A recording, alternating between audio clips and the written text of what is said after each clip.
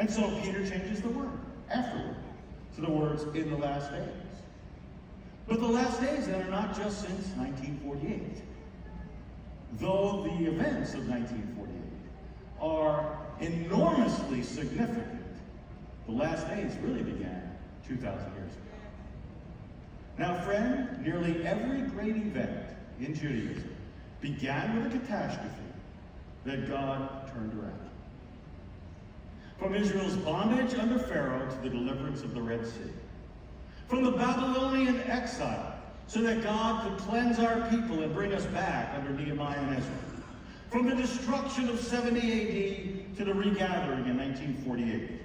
Every great event in Judaism begins with a catastrophe that God has personally turned around because he is faithful to our people even when we have not been faithful to him. And so to the Jew who hears my voice, I want to be very clear on this. God has chosen you. The world doesn't want you to remember that you are Jewish, to hide it, to not live it. But the Old Testament says that you are God's chosen people, and the New Testament says that you are God's chosen people. In 1 Peter chapter 2, verse 9, Peter said, you are a chosen generation, a royal priesthood, a holy nation, his own special people, that you may proclaim the praises of him who has called you out of darkness into his marvelous light. Well, I really appreciate that the church applies that to their walk with God, and the church should apply that to their walk with God. But let me be clear. Peter is specifically, uniquely, and directly, specifically addressing that statement, chosen people, to the Jewish people in the church.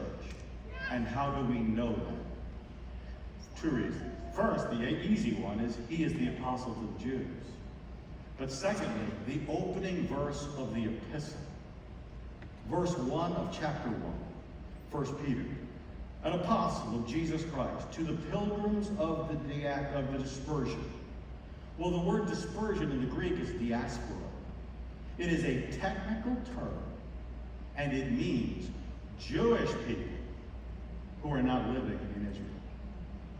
If you are Jewish in this room, then you are fulfilling the technical meaning of that word.